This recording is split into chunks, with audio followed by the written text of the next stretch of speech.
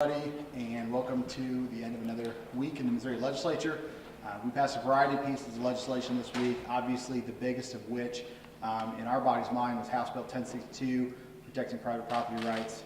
And with me today is Jim Hansen, who is the sponsor of the bill, and I'm going to let him introduce and talk about the bill a little bit. Well, first I want to say I want to thank the representatives that are standing behind me here. This legislation is not just concerning the central part of the state. This legislation impacts all 114 counties in our state, not just the 8 counties that this legislation was addressing concerning a merchant line running through our state, delivering high-powered direct current energy to the East Coast. So, and using eminent domain in the process. We've been testifying, or members in my district have been testifying in front of the PSC for the last 5 years, excuse me, concerning this issue. So we're to this point where I don't think the PSC had any guidelines or there isn't any statutes to address this type of project in our state. And that's what I'm trying to do, is saying that this private company using a high-powered merchant line doesn't have the right to eminent domain to cross our agricultural land or any other land in the future in our state for this type of private company for using private property for private profit. So that's what this issue is about. Questions for Representative Hansen? Representative Hansen. Yes. Your reaction to two questions to the vote. You had several Democrats that voted for this. Democrats. Your reaction to that. And two, would you be willing to do what Representative Wyndham and Representative Franks talked about this, taking that bill a little bit further about eminent domain for the Kirkwood Walmart, for instance? And I think they mentioned the Target over at Threadneedle. Well, I think, you know, when you hear the discussion on the floor, what took place, eminent domain is a hot issue, no matter what it's dealing with, whether it's a shopping center, whether it's a highway, whether it's an issue like we dealt with on this bill, 1062. Yeah, I think, and you heard the discussion in there, several people from both sides of the aisle got up and said they are absolutely against the use of eminent domain. And we know eminent domain works in a lot of situations, but it has to be right, and it has to make sure it's good for the public use. Not good for the people who are doing it or the private company that's trying to do it. So I would be open, or I think our legislative body would be open to discussion about our eminent domain laws if they need to be revised or need to be reviewed. I'm not opposed to that at all. I have a question from the speakers. Do you plan on removing Rocky Miller from his chairmanship, start taking any other further disciplinary action against him? I don't. The House Ethics Committee is set up to be separate from me. They made a unanimous recommendation. We're going to follow the recommendation. What do you think of the filibuster going on right now in the Senate over a non-binding resolution that would disapprove of the statewide vote on Better Together? And does that is this non-binding resolution a precursor to more debate over perhaps a competing ballot initiative in November? You know, I struggle enough working in the House. I try not to offer my opinions on the Senate. Obviously, their rules are a little bit different, and they're a different type of body. We've obviously had some discussions on that. We'll continue to have some discussions on that. Representative Plocker and Bosley both have joint resolutions that have worked their way through the committee process, and so it's an issue we'll continue to have discussions on over here. Well, there seems to be some disagreement within the Republican caucus.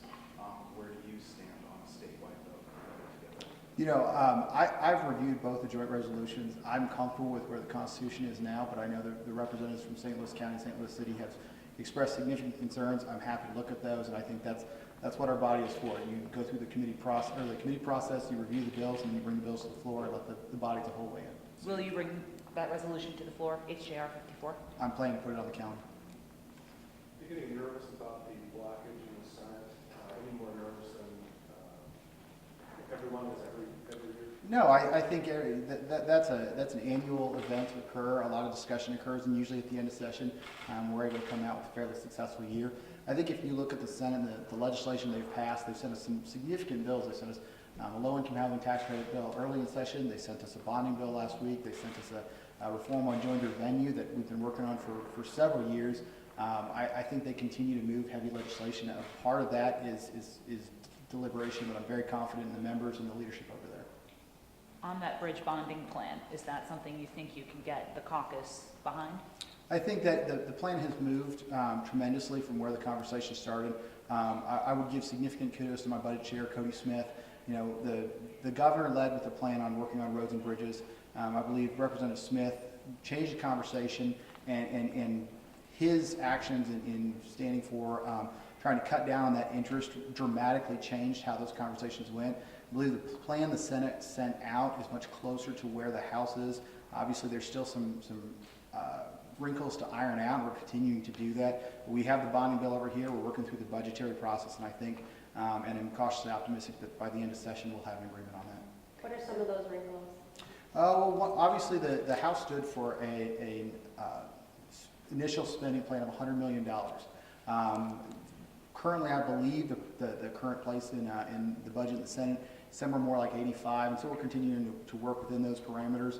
Also know in the bonding package, one of the things that we had discussed was a particular grant for the Rocheport Bridge and a particular dollar amount starting that bonding package. And in first glance, doesn't appear that that's in the bill, so that's something we're going to look at in the committee process. Talking about the trigger that would allow you to issue the bond? Absolutely, that was one of the ongoing discussions about if we're going to do a bonding package. You know, the conversation the House wanted to have is we wanted to avoid the debt that would come from the initial 15-year, $350 million bill. We've been about $100 million. We've managed to whittle that down in the current bonding package, and what the preliminary discussions was a base level amount of federal grant money that would more than cover whatever interest would remain on the debt. And that's not in the resolution? There's some general language about the receipt of a federal grant triggering it. We think that may need to be tightened up a little bit, but I just happened to look at it yesterday for the first time, so we're in the process of trying to figure out exactly how that should look. Revenues appear to be getting closer to the targets.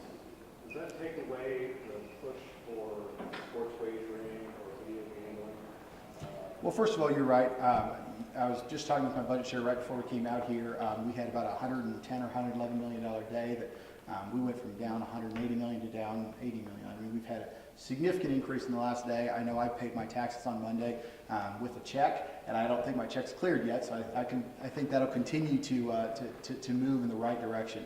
As we get close to zero, or if we approach the CRE, obviously that probably changes the complexion, but I think it changes it more on the spending side and less on the revenue generation side. I think the conversations around sports wagering and Wayfair continue to go this session. I think whether or not we get to an agreement, those conversations will continue to occur.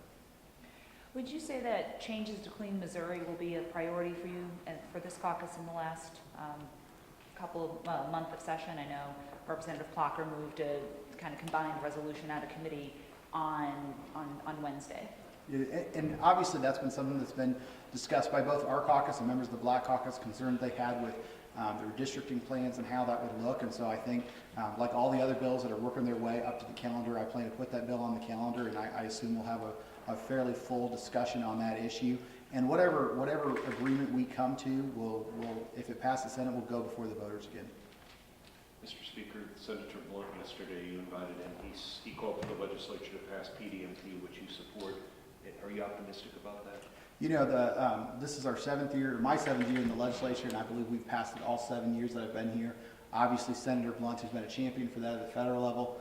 You know, he's brought over $40 million back to the state to fight opioid abuse, and he believes strongly that PDMP would be helpful in that fight. And so, you know, we're in tandem on that. That's one of the many issues that we continue to work on together. Why are Clean Missouri changes so important for the body? Well, I think a big part of it is that you looking at the Clean Missouri bill that was put on the ballot last year, it encompassed a variety of different subjects. The marketing package, even the title Clean Missouri, indicated a lot of restrictions on lobbyist gifts, things that former Speaker Richardson had advocated for years. But the underlying impact of the bill with redistricting leaves a lot of real serious questions, and what our legislature has considered and what we're concerned about is getting away from a bipartisan or nonpartisan citizens commission and leaving it in the hands one non-elected person to draw those redistricting lines. So I think it's a discussion we're going to continue to have this session. Do you think that Last demographer is a political position or has the potential to be? I have a lot of fear on one person having that much power in the process, particularly one person that's not in any way accountable to anyone. You know, the initial process that we had a large group that's picked by a variety of different people. When they were unable to do that, the redistricting lines went to the judiciary. There was a lot of fail-safes in that, and I have concerns about the current process. But if those had to go to the judges, the proposal that's being considered now is also a bipartisan commission. Is there something in there that makes you believe that they won't halt as well, deadlock?